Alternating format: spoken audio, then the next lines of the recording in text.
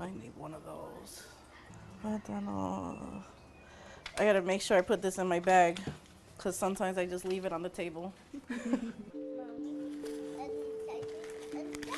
1 in 5 American children now rely on food stamps. Your kids are among them. Yes, food stamps it's very helpful. Right now, it's a necessity. Being a woman with 4 kids, you have to be strong. You have to. Meet Mercedes Velasco. She's 31 and raising 4 children in the Trumbull Gardens housing complex in North Bridgeport, Connecticut. Jonathan is 12, Shialise is 8, Orsino is 5, and Jaciel is 8 months old. She lost her job as a teacher's assistant in 2013. Since then, she's used her SNAP benefits or food stamps to feed her family. It's a temporary help until I can sustain myself. But finding healthy food in this neighborhood is hard. The only place to buy it within a half mile is the corner store, which was the site of a recent homicide. And like many in her shoes, Mercedes doesn't have a car, so she takes the bus to the supermarket. We are looking at a situation right now that is a true paradox. I think it's the first time in the history of the world that we've had too many calories and not enough nutrition, and that people have essentially been surrounded by foods that they'd be better off not eating. The city of Bridgeport is trying to solve this problem of food access by putting healthier food right in the corner stores. This is one of our 3 healthy corner stores in the longest standing food desert in Connecticut, here on the east end of Bridgeport. A food desert means there's no supermarket within a mile. From here, it would be in another town, 45 minutes on a bus or a $15 to $20 cab ride. She says a typical supermarket needs $3 to $5 million of investment just to open. This neighborhood can't support that. Instead, the city spends about $15,000 per corner store to put in refrigeration units and new awnings to market their healthier foods. What we've seen here is a 500% growth in the number of fresh fruits and vegetables being sold at these 3 corner stores. They weren't selling much before, but it's a start. And until one of these initiatives comes to Mercedes' neighborhood, she needs to commute. Thank you. She gets $726 a month in SNAP benefits or food stamps. That may sound like a lot, but it comes out to less than $5 a day per person in her family. I look for fruits and vegetables that look like they'll last longer. I just got 2 of those.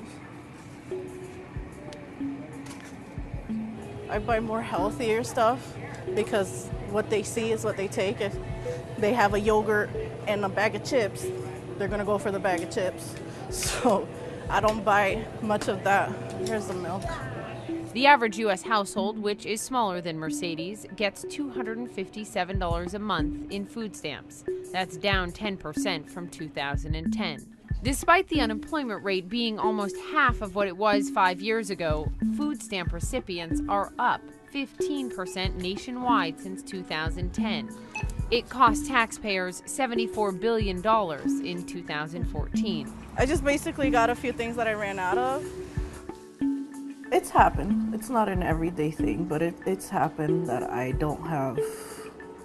There's more month than food in the refrigerator and the pantry. To fill the pantry, thousands of people in this city head to another type of food pantry. A lot of things that our guests can't afford to buy in the grocery store because the prices are so high. And we also introduce them to foods that they would not normally eat. This food pantry gets nearly expired food donations from the Trader Joe's in next-door Fairfield. That's a wealthy town. They served over 1,000 people in April. They're happy and grateful, and they don't have to worry about food tonight for their families. And that's a great thing. That, yeah, about to get teary-eyed, but yeah, that's really good. Yeah, we're doing a good thing here. The desperation in a city like Bridgeport is intense. Rick Torres is on the city council here, and he owns Harbor View Market, a food store in a more affluent part of town. Poverty is derived from a lack of jobs. To repair poverty, you need more jobs. You can't do it by giving people stuff, because the government will only give you enough to just barely survive, just right there. But having a large portion of your city be right there is a desperate situation. A situation Mercedes knows all too well. Living on government assistance, you can only do so much. How can you save?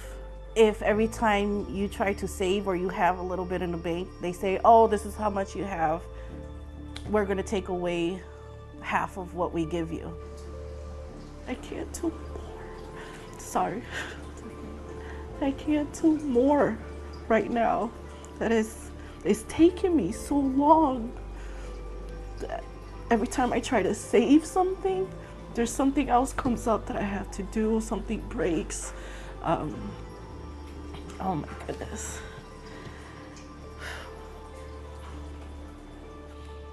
And it's really my own fault. I mean, through the choices that I have made. Mercedes wants to succeed. The rich have figured out a way to do it. They don't hold back. They go hard so that in the future they would be able to sustain themselves. Most people are not willing to put in that work and go hard. I've saved $2.96 today. Despite the fact that 46 million Americans receive food stamps, there is still a stigma. I feel so degraded. I mean, when I go to the state building, how they treat people, they think that everybody that's on government assistance is wasting it on drugs or doing something that's not worthy of being respected or looked at as an equal. Mercedes is working to build up her personal business as a sales representative.